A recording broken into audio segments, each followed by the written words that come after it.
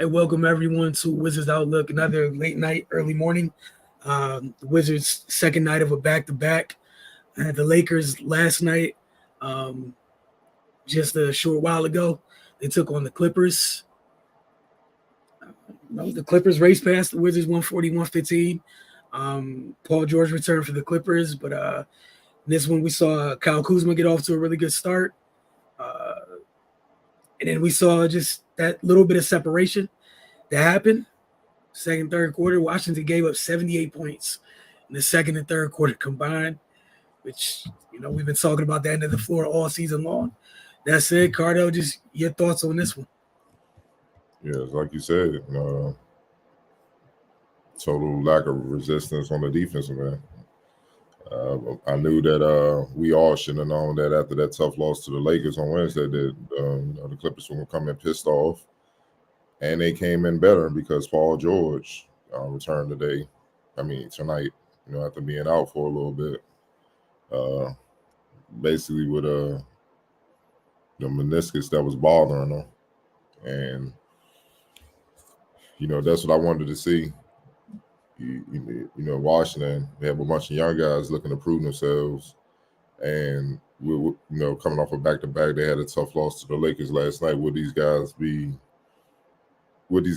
provide the necessary energy to compete and possibly try to steal one on the road? Still a game. They desperately needed a win, clearly. They're literally, at this point, they're 9-51. They have the worst record in the NBA at this point. And none of that was there outside of Kyle Kuzma, who's, got to give him his props. He's being professional. He's showing up. He's doing all he can. He led the way with 32 points and 7 rebounds on 13-19 shooting, 5-7 for 3. 29 minutes. And keep in mind, he got battled some lethal fours on the other side, and Paul George, Kawhi Leonard, and he showed up. But with that being said, he didn't really have much help. Then he had a 15-15 game last night, 14 points, 5 rebounds, 5 assists, solid, but on 4 of 11 shooting, which is solid, but that's not enough to beat the Clippers, especially with the way they were playing defense. I think the Wizards' defensive rating for the game was 133.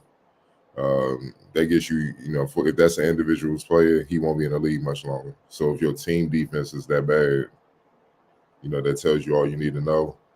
The game got away to me in the second quarter.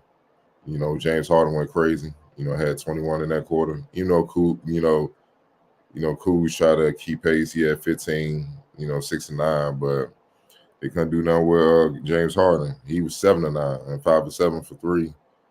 And then Paul George, Kawhi, they combined for 10. And Terrence Mann had 6. And then the benchmark, they added 9, and that was it. To give up 79 points in the first half.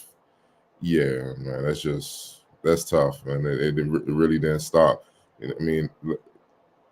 You almost give up 50 points in the quarter. I've been saying it all year. When the Wizards give up 40 plus in a quarter, or around 40 plus in a quarter, it's over. They lose that game, and that's why the record is what it is. The Clippers didn't score less than 30 in a quarter. You know what I mean?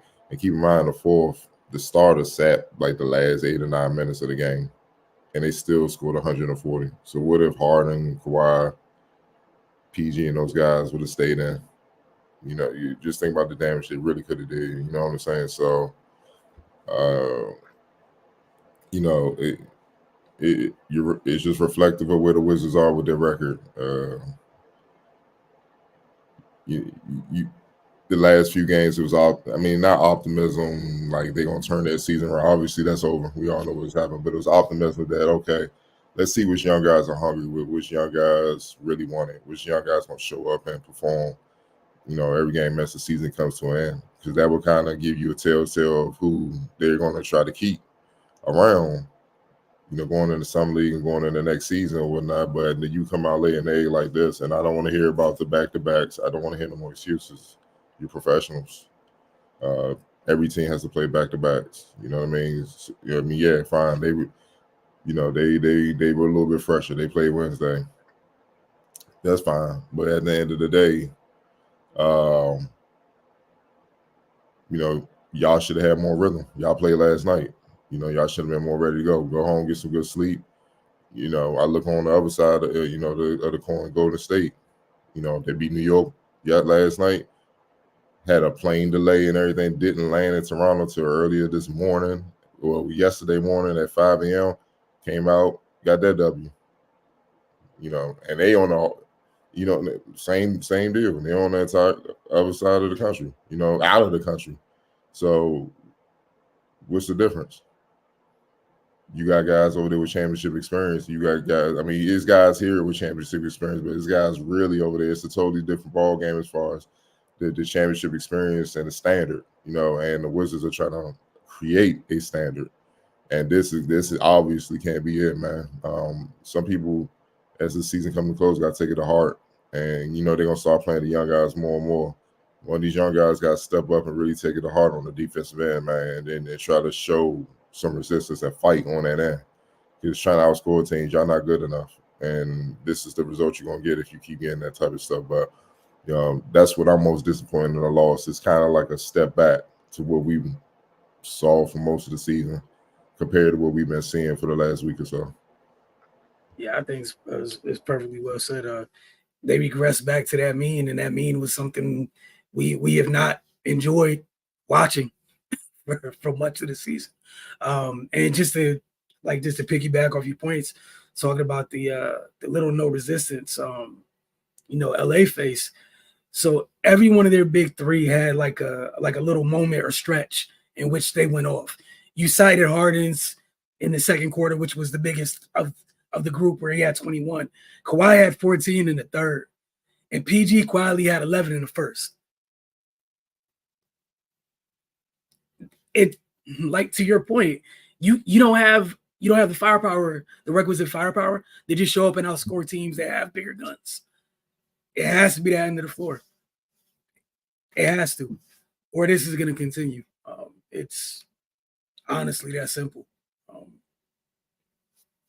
It really truly is. And I know we've been beating this horse all season, but that's the difference. What do they average per game? We see this year is like 120. Yeah. You play some, like think about that. You average, despite everything going on, you average about things like 120, 126, something like that. Where if you played a little bit of defense, 124, they give up 124 a game. You talking about what they give up a game? I was talking about what they average a game, what they score a game, like 126 or something. Yeah. 114. 114, okay, and they give up 124. Yeah, a little bit of defense. 114 is, it's not like 114 is 93. Like, yeah, they score. It's not the offense. It's literally the defensive end. And then on top of that, I mean, you get out Clippers win a rebounding battle. What is it, 49-39? Yeah. They win the assist battle, 32-20, 29. Because I don't think people understand how efficient the Clippers are, man. They're one of the most efficient teams offensively. You have to play defense. I'm talking about shooting the ball from the field, shooting the ball from deep, shooting the ball from the free throw line. They're like top 10 in all of that. And they don't turn the ball over. They like top 10 and then turnovers. They don't turn the ball over either. So you got guys that can do a lot of damage and not make a lot of mistakes. I think tonight they had 9 turnovers. You see what I'm saying? So they're not going to give you opportunities to beat them. The only way you could beat them is if their defense implode, which is basically what happened in the fourth quarter against the Lakers the other day or whatnot. But, look, it's crazy, man. It's really just defense. It's really that they provide no resistance defensively, man. And tonight was just, man, it was a step back to the early part of the season where it was just like, dog, what are y'all doing? I mean, do y'all even care? That's what it looks like tonight. 140 in a regulation game, and the starters literally sit 8 or 9 minutes in the fourth quarter. Come on, man. Like, they could have easily pushed this to 160 plus and really embarrassed. They had 100 with about 3 minutes left in the third. That's what I'm saying, man. Literally no defense. And they, as professionals, as guys that obviously they're at the highest level, they put in work in high school and college or wherever overseas before they got to where they at. G League too. Man, they should be sick to their stomach after this performance, man.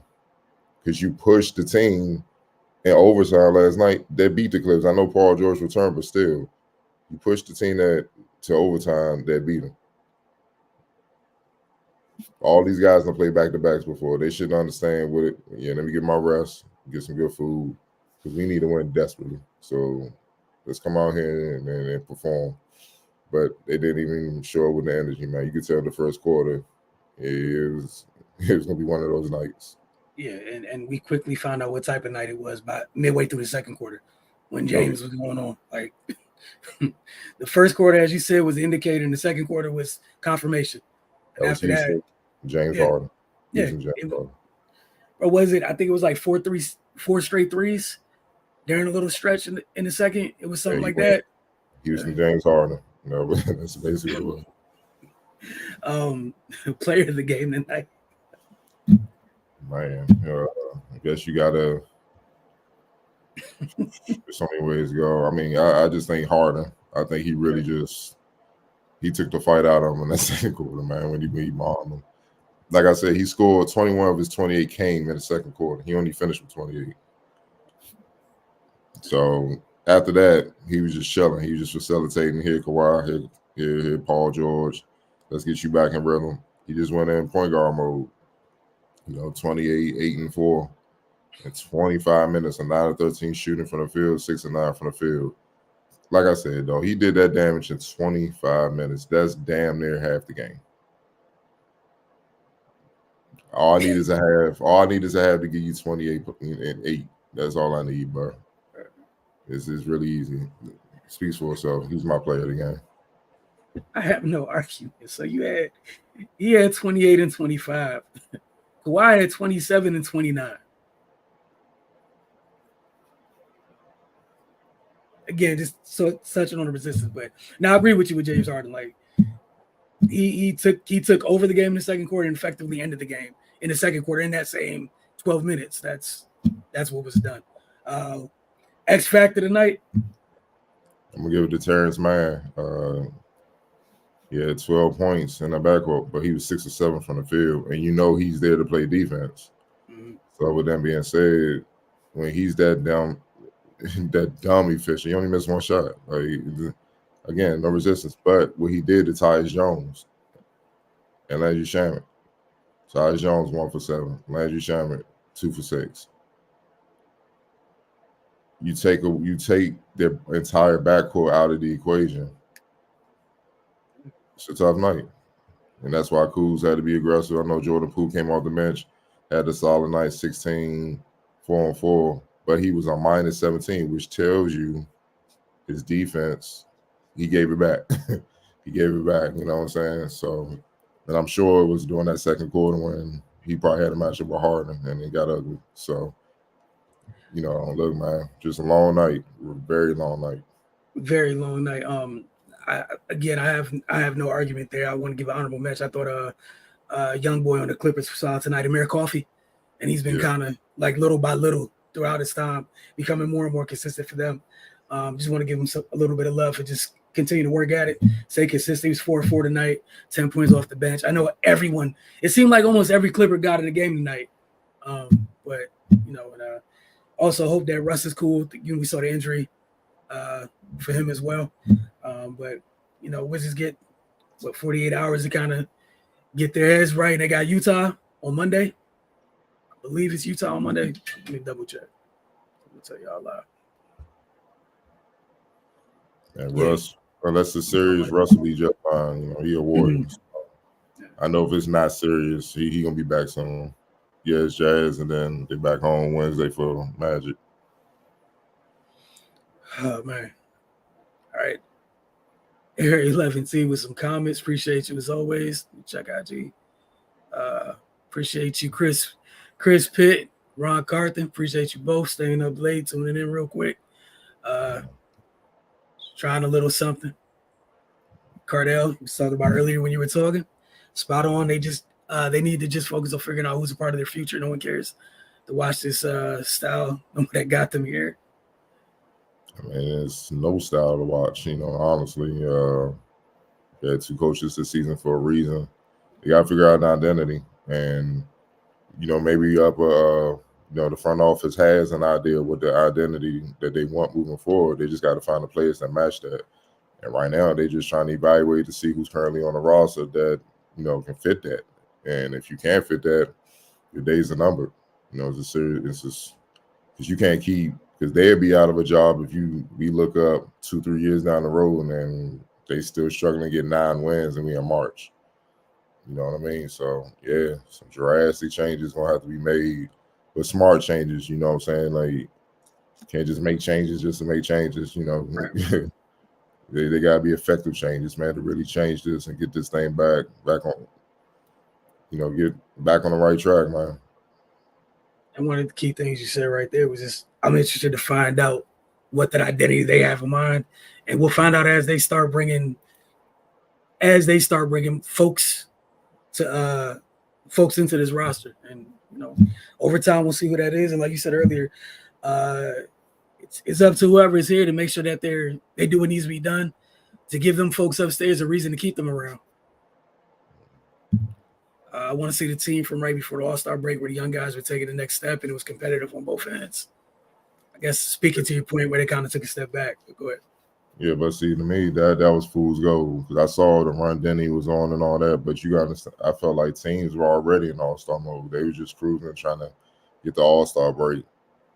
And then, we all know at the All-Star break when the league come back, the serious teams get on a mission because they're fighting for playoff seeding and home court advantage and stuff like that. And it gets real because you want to have some momentum going into the playoffs. Momentum is a powerful thing, good and bad. If you got bad momentum heading into the playoffs, that can impact you. You're not as confident, you don't believe, and as soon as you get hit, because it's the playoffs, teams gonna hit you back. It's a wrap. You can't recover. We kind of saw last year with Miami's run. You know what I mean? The Bucks were struggling. They came in, hit them, and the Bucks never really recovered. I know Giannis was hurt. He missed about 3 games, falling from the sky, similar to what happened to Bilal Coulibaly a few games back. But that's just an example. You know what I mean? They were a playing team basically, and they made a run to the finals, man. So teams are serious now. But right before the All-Star break, you can tell teams start dragging. Let's just get to the All-Star break and all that. So it was cool. They was putting up numbers, but I just feel like they caught teams in that mode. You know what I mean? Because you see now that teams are serious, they haven't been able to duplicate that type of production or success. It's two totally different levels at that point to what you talk about getting an All-Star break and coming out of it. You saw tonight, James Harden wasn't playing around. He tried to get that thing over with swiftly, quickly, and move on to the next. So they're trying to secure their seating out west. Before we got off here, I know you plugged it on social media earlier. Just wanted shout Eugene Omoruyi for getting his standard deal. Shout out to him. We've seen him all year come in, work hard, work his way up into the rotation. So shout out to that young man for hitting that milestone in his young career. Yeah, it's well deserved. He's one of those guys all year. I don't care the game, how big of the deficit is. If he come in for the last 5 minutes or the last 30 seconds, he gets to it. He don't hesitate. He just hoops. And clearly, by the organization giving them a 2-year deal, they kind of, which I hope I'm wrong, but I think they might count this season as one of those years. You see what I'm saying? Where they signed, he look like 2 years, but he's already playing his first year.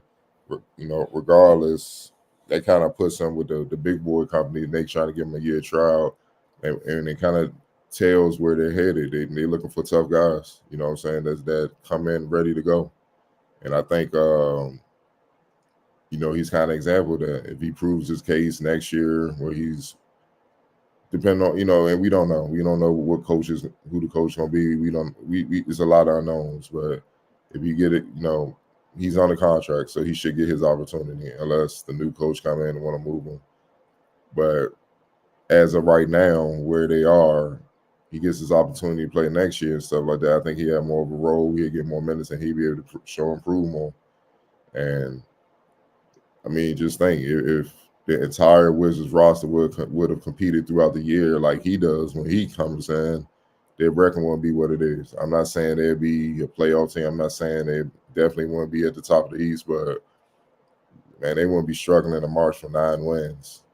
You know what I'm saying? They won't be the case.